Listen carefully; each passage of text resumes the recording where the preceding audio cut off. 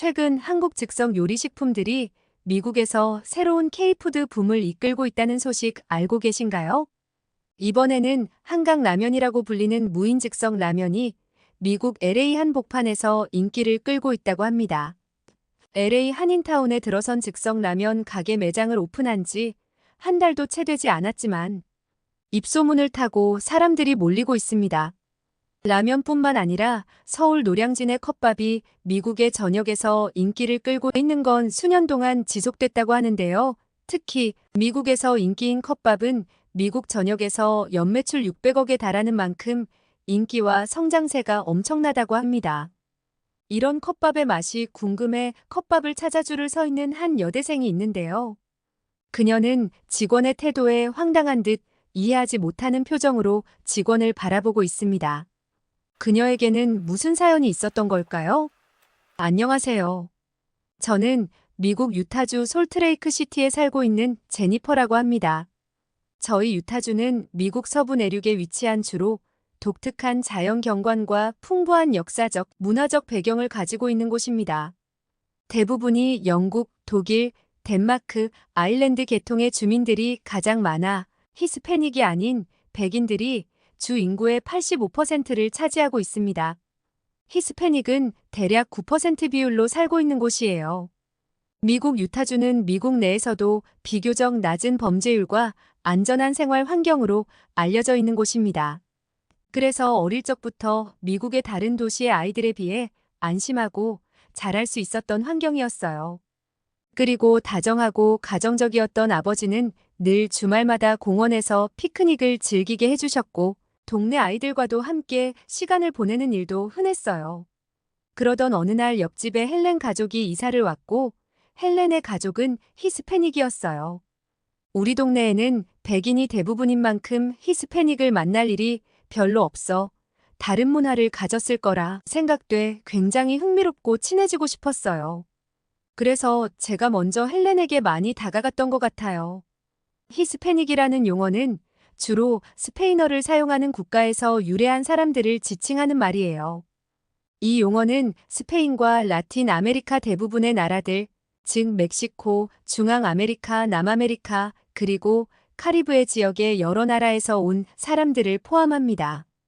히스패닉 사람들은 다양한 인종적, 문화적 배경을 가지고 있으며 그들의 공통점은 주로 스페인어를 사용하는 것이었어요. 히스패닉 문화는 매우 다채롭고 풍부하며 이는 스페인의 영향뿐만 아니라 아메리카 원주민, 아프리카 그리고 다른 유럽 국가들의 영향이 혼합된 결과이기도 합니다.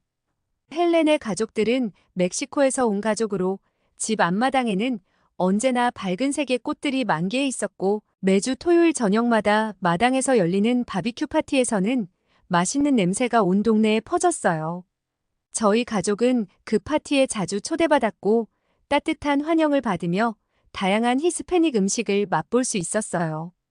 히스패닉 사람들의 가장 큰 특징 중 하나는 바로 가족 중심의 문화였는데 헬렌 네 가족은 항상 할머니, 할아버지와 함께 살았고 삼촌과 이모들도 자주 집에 들러서 함께 식사하고 시간을 보냈죠.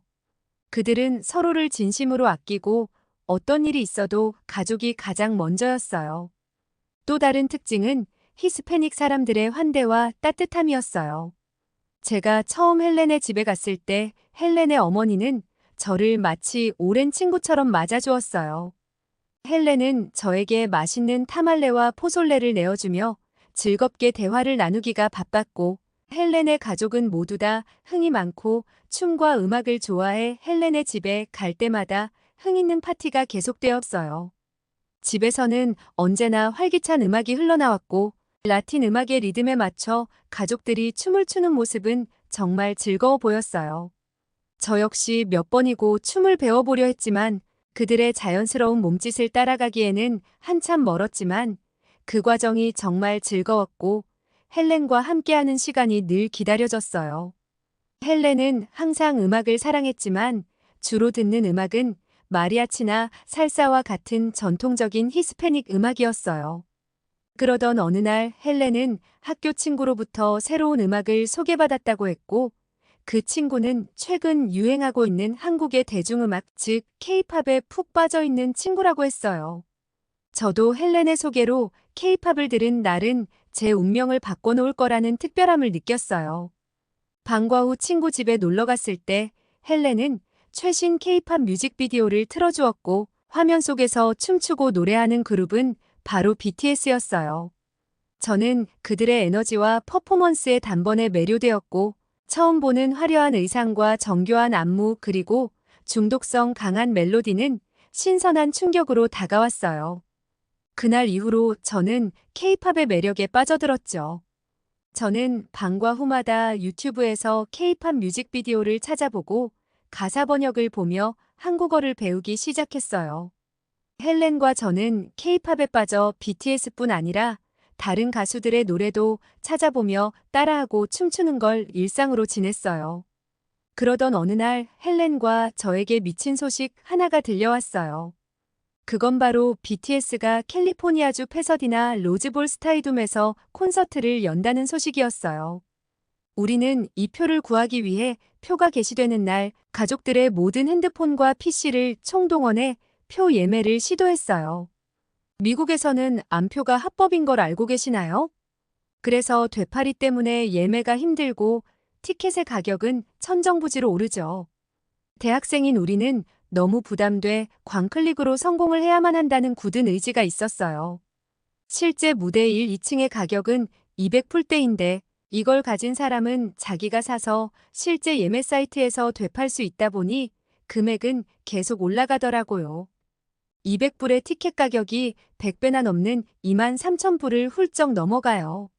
사실 티켓의 원가는 최소 75달러에서 최대 450달러지만 실제 티켓 구매에 실패할 경우 최소 1,000달러부터 티켓을 구매해야 하는 상황이었어요. 미국에 돈 많은 BTS 팬들이 정말 많은 것 같아요. 저희를 제외하고는 말이죠. 비행기 티켓 값에 숙박비 등 BTS 콘서트에 한번 가려면 써야 하는 돈이 어마어마하지 않겠어요?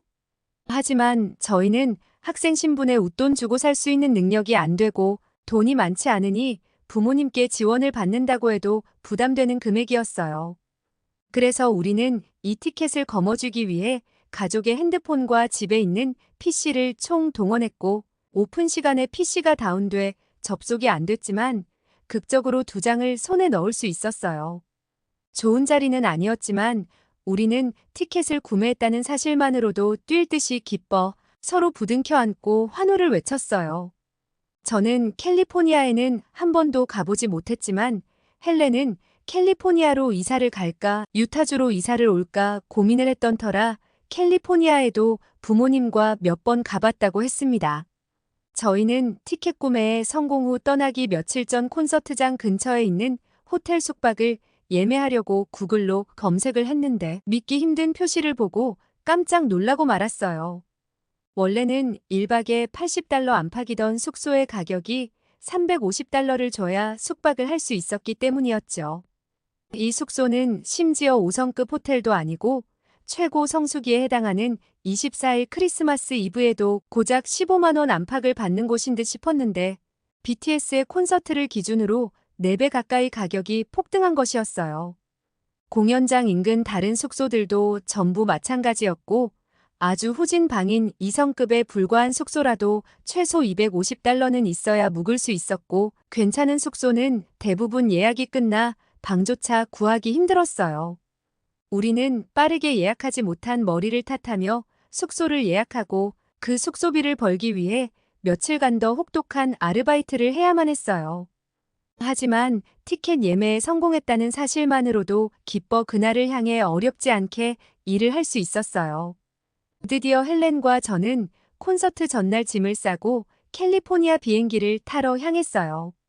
저는 콘서트도 물론 기대되지만 가보지 않았던 도시인 캘리포니아도 무척 기대되었죠. 드디어 캘리포니아 공항에 도착하고 도시를 돌아다니는데 캘리포니아에는 히스패닉이 정말 많았어요. 이런 이유로 헬렌 가족들이 캘리포니아를 염두에 두고 고민했던 것 같았어요. 통계로는 캘리포니아 인구의 39%가 히스패닉, 38%가 히스패닉이 아닌 백인이라고 하는데 돌아다니면서 본 바로는 50%는 되는 것 같았어요. 길에서도 영어가 아닌 스페인어가 정말 많이 들렸기 때문이었죠.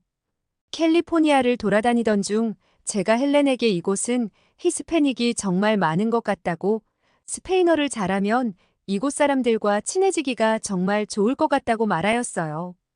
그러자 헬렌은 의외의 대답을 하였어요. 아니, 하긴 하되 어설프게 해야지 잘하면 안 돼. 제가 의아한 표정으로 히스패닉과 친해지려면 스페인어를 잘하는 게 아니라 어설프게 해야 한다니. 무슨 말이야? 잘 이해가 가지 않아. 왜 그런 거야? 라고 물었더니 헬렌은 이렇게 대답했어요. 스페인어를 유창하게 하면 원래부터 스페인어를 잘하는 사람인가 보다 하고 생각해버리고 마는데, 누가 들어도 어설픈 외국인 발음으로라도 어떻게든 스페인어로 말하려고 노력하면 그걸 좋아한다고 말하더라고요. 그녀의 말이 이해는 가지 않았지만 새겨듣고 있었고, 우리는 호텔에서 숙박을 한 후 다음 날 BTS 콘서트장으로 향했어요. 저는 콘서트장 앞을 보고 정말 깜짝 놀랄 수밖에 없었습니다. 콘서트장 광장 앞 주차장엔 텐트들로 가득 차 있었고, BTS를 보기 위해 전국 다양한 도시에서 사람들이 밤새도록 콘서트장 앞 주차장에서 지키고 있었던 거였어요. 시멘트 보도 위에 사람들은 온종일 그들을 기다리고 있었고, 심지어 몇 명은 일주일 동안 기다렸다고 했어요. 그들은 일주일이나 노상에서 캠핑을 하며 기다렸다고 했고, 아주 행복해하며 그럴 만한 가치가 있는 일이라고 하였어요. 저도 헬렌도 BTS의 광팬이지만 텐트를 치고 그들을 기다리는 열정은 따라가지 못하는 수준이었어요.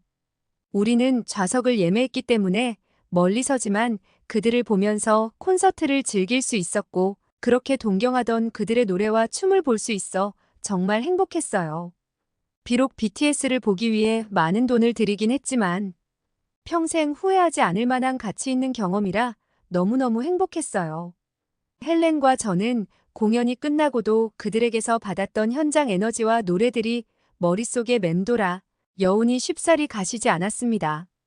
우리는 행복한 기억과 감정을 가득 담은 채 다시 집으로 돌아왔어요. 헬렌과 저는 유타주의 솔트레이크 시티를 걷다가 어디선가 BTS의 노래소리가 들려 의식이 이끄는 대로 그 앞으로 가게 되었어요. 노래의 근원지에 도착하니 노란색의 화려하고 귀여운 푸드트럭이 있었고, 그건 분명 한글이 써있는 푸드트럭이었죠. 헬렌과 저는 이미 노래를 통해 한글의 형태나 읽는 것은 할 줄 알았기 때문에 푸드트럭에 써있는 한글이 너무 반가웠습니다. 푸드트럭 앞에는 줄이 어마어마하게 길었고, 한식을 판매하는 직원들의 에너지와 열기는 굉장했어요. 줄을 기다리는 동안 직원들이 가끔 나와 춤 대결도 하였고, 푸드트럭에서 음식을 기다리는 시간이 전혀 지루하지 않고 이곳에 더 머무르고 싶게 재미있다는 기분을 느꼈어요. 대기를 하고 있다가 드디어 우리 차례가 되었고, 직원들은 모두 웰컴 투 컵밥을 외치며 우리를 환영해 주었고, 그들을 마주하자마자 마치 친구를 만난 듯 처음인데도 너무 반가운 기분이 느껴졌어요. 저는 줄을 기다리는 동안 앞에 손님들을 유심히 보니 한국어를 하면 그들이 굉장히 좋아한다는 걸 느꼈어요. 그때 헬렌이 캘리포니아에서 했던 말이 문득 떠오르며 스페인어를 어설프게 해야 좋아한다는 말이 떠올랐죠. 저는 여태까지 배웠던 한국어의 지식을 총동원해 용기 있게 말을 했어요. 안녕하세요, 컵밥 주세요, 이렇게 말을 했더니 그들은 너무 기뻐하며 하이파이브까지 하고 심지어 음식을 더 주기까지 하였어요. 저는 괜찮다고 돈을 더 내려고 하니 이건 한국어를 했기 때문에 우리의 정을 보여주는 거라고, 친구 맛있게 먹어 라고 말해주는 것이었어요. 저는 그 서비스와 말에 너무 감동을 받았고, 여태까지 엑스트라 차지 없이 이런 음식을 받아본 적이 없었는데 너무 놀라웠어요. 한국에는 덤이라는 문화가 있다면서요? 이런 게 한국의 덤 문화라고 하던데 한국 문화에 대해 알면 알수록 더 친근감이 가고 놀라웠어요. 이 컵밥 푸드트럭은 처음에 트럭 한 대로 시작해 지금은 연매출 600억에 달하는 엄청난 기업이더라고요. 한국 사람들은 똑똑하다고 들었는데 푸드트럭 한 대로 그것도 컵밥이라는 한식으로 미국 사람들의 입맛과 트렌드를 장악하다니 그 저력이 한국의 대단한 문화에서 나왔다는 생각이 들었어요. 컵밥 푸드트럭 대표는 한글과 한국 문화를 알리기 위해 자신의 위치에서 많은 것들을 실행하고 있었고 기사를 찾아보니 더 무섭고 놀라운 사실을 발견하게 되었어요. 그는 코카콜라 머신을 최초로 한글을 쓰게 하는 기록까지 세우게 되었다고 했죠. 코카콜라에서는 처음에 영어로 써야 한다고 말했지만 그는 그것을 수용하지 않으면 펩시랑 일을 하겠다고 하니 코카콜라에서 바로 꼬리를 내리고 역사상 처음으로 한글로 된 코카콜라 머신신을 제공했다고 하였어요. 컵밥을 접하고 한국을 알리기 위한 그의 진심과 노력을 알게 되니 단순히 한국 가수의 팬으로서의 위치가 아니라 한국이라는 나라와 그 문화에 대해 배우고 싶다는 생각이 굉장히 많이 들었고 저는 그날 이후로 한국어를 더 열심히 배우고자 다짐했어요.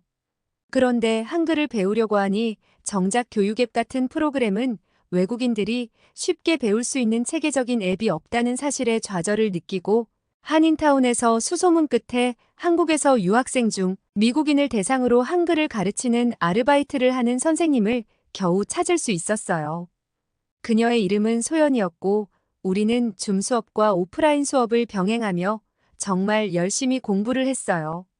한글과 한국어를 완벽하게 구사해 우리 둘이 함께 한국으로 여행의 첫 발을 내딛는 게 작은 목표 중 하나였어요.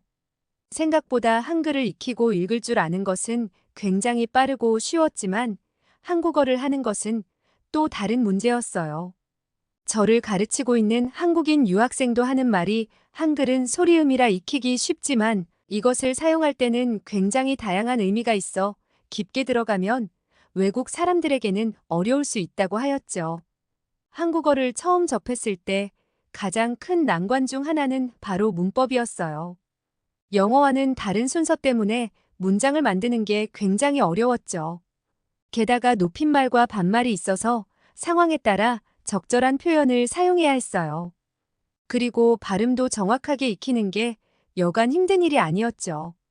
특히 리을 발음은 영어의 R과 L의 중각 소리라서 정확히 발음하기가 너무 힘들었고 받침 발음도 어려운 부분 중 하나였는데 밥과 법 같은 단어는 발음이 비슷하지만 의미가 완전히 다른 거였어요. 이런 차이를 익히는데 시간이 꽤 걸렸어요. 그리고 제일 어려운 발음은 내가와 내가의 차이였고 한국에서는 실제로 말을 할 때 너가 니가라고 발음하기 때문이었어요. 그리고 나인지 너인지 발음이 비슷한 상황이라 알아듣기 더 힘들고 하면 할수록 어렵다는 자각이 확실히 되는 수업들이었어요. 어휘도 큰 도전이었고 한국어 어휘는 영어와 많이 달라 특히 한자어와 고유어가 섞여 있어서 어휘를 익히는데 시간이 많이 걸렸어요. 같은 의미를 가진 단어라도 상황에 따라 다양한 표현이 있어서 이를 모두 익히는 것이 쉽지 않았죠. 예를 들어 여기 자리 있어요라는 의미가 여기 자리 주인 있어요도 되지만 빈자리예요라는 의미로도 해석이 된다는 거였어요. 외국인인 저는 같은 단어와 글인데 왜 해석이 달라지는지 이해할 수 없는 부분이었죠. 또 운동 끊었어라는 게 운동을 그만두었다는 의미도 되지만 운동을 시작했다는 의미도 된다는 것이었어요. 그리고 한글과 한자의 문제도 있었어요. 한글은 배우기 쉬운 편이지만 한국어에는 여전히 한자가 많이 사용된다고 해요. 그래서 한자에 따라 발음은 같지만 표현이 전혀 달라진다고도 하였어요. 예를 들어 연패라는 단어는 연속해서 이기다라는 의미로도 해석되지만 연속해서 지다라는 의미로도 이해되고 연속해서 우승하다라는 의미도 있다고 하였어요. 이런 단어들은 한자를 알아야 하는데 한자를 모르면 전체 문맥을 이해하는데 어려움을 겪을 수 있다고 하였어요. 한자는 한국의 오래된 조상들이 사용하던 표현 문자로 한글처럼 소리나는 대로 쓰는 글자가 아니라 더더욱 어려웠어요. 거의 대부분의 소리를 글로 표현할 수 있는 표현 문자인 한글이 만들어지면서 한자를 한글로 적어 표현에 한글로 적혀 있거나 한글인데도 불구하고 금방 이해되지 않는 경우가 생긴다고 하였죠. 한국 사람들도 어렵고 힘든데 외국인인 저는 머릿속에 정립조차 되지 않게 아주 어렵고 헷갈렸어요. 또 너무 어려운 건 바로 띄어쓰기였었어요. 영어는 단어마다 띄어쓰는 정도지만 한국어는 띄어쓰기가 매우 많다 보니 처음 접했을 때 띄어쓰기가 매우 복잡하게 느껴졌어요. 하지만 선생님 소연은 한국에서는 띄어쓰기에 따라 의미가 완전히 달라지기 때문에 아주 중요하다고 하였죠. 예를 들어 아버지가 방에 들어가신다와 아버지 가방에 들어가신다는 띄어쓰니 하나 차이로 완전히 다른 의미로 해석될 수 있다는 것이었어요. 또 하나의 큰 장벽은 문화적 차이였어요. 한국어는 문화적 배경과 밀접하게 연관되어 있어서 단순히 언어만 배우는 것이 아니라 문화를 이해하는 것도 중요했어요. 예를 들어 가족 간의 호칭이나 나이 차이에 따른 말투 같은 것들이요. 한국 문화를 잘 모르면 쉽게 이해하기 어려운 부분이었어요.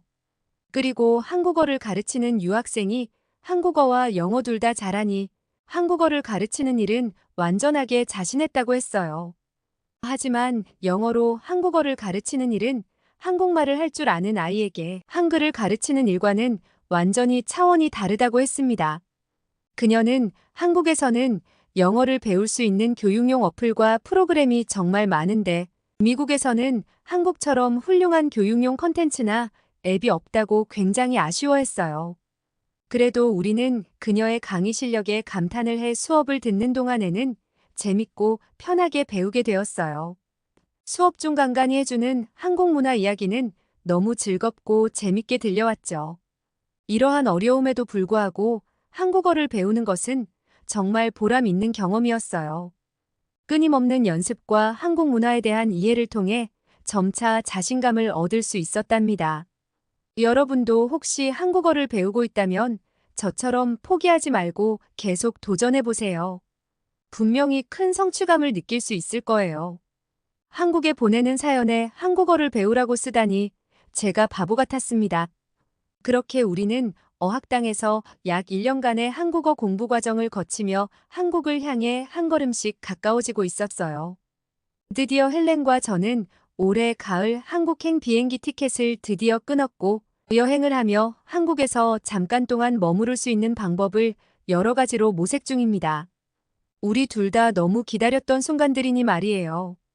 제가 한국에서 하고 싶은 것들을 나열할 테니 청취자 여러분들은 제 계획이 괜찮은지 한번 들어봐 주세요. 일단은 한국의 컵밥으로 인해 한국을 더 알아가고 싶어져서 한국 음식이 즐비하고 한국 음식 문화를 한꺼번에 볼 수 있는 전통 재래 시장을 꼭 한번 가보고 싶어요. 그곳도 유타의 컵밥처럼 손님을 정겹게 맞이하는지 한국의 덤 문화가 그 시장에도 있는지 너무 궁금하고 전통시장에 파는 떡볶이, 어묵, 호떡 같은 음식을 꼭 맛보고 싶어요. 그리고 헬렌과 꼭 하고 싶었던 것 중 버킷리스트는 한옥마을에서 한국 전통 의상을 입고 관광하며 사진도 찍고 싶어요. 한국의 경복궁이라는 곳에서 한복을 입고 외국인들이 사진을 많이 찍는다고 하던데 저도 그중 한 사람이 꼭 되고 싶은 소망이 있어요. 또 가장 해보고 싶은 건 서울의 번화가에 가서 쇼핑을 하고 밤에도 안전하다는 서울의 거리를 누비며 다녀보고 싶어요. 한국은 밤에 안전하고 사람들이 총도 안 들고 다니는 거 정말 맞는 말이죠? 이 부분은 안전을 위해 확실하게 인증을 받고 실행할지 옮겨야겠어요. 청취자 여러분들이 한국의 밤도 안전한지 꼭 댓글로 알려주셨으면 좋겠습니다. 오늘은 한국 문화에 점점 스며들어 한국을 사랑하게 되고 한국어를 열심히 배우며 한국에 오는 게 소원인 미국에 사는 제니퍼의 사연을 들어보았습니다. 오직 한없이 가지고 싶은 것은 높은 문화의 힘이다. 문화의 힘은 우리 자신을 행복되게 하고 나아가서 남에게 행복을 주겠기 때문이다. 지금 인류에게 부족한 것은 무력도 아니고 경제력도 아니다. 인류가 현재의 불행한 근본 이유는 인의가 부족하고 자비가 부족하고 사랑이 부족함 때문이다. 인류의 이 정신을 배양하는 것은 오직 문화다. 위 말씀은 백범 김구 선생의 말씀이었습니다. 이 말을 새기며 컵밥을 운영하는 대표의 모습을 보니 한국 사람인 저에게도 큰 울림을 주는 사연이었습니다. 오늘의 사연이 마음에 들었다면 구독과 좋아요 눌러주세요. 이상 감동 카페인이었습니다.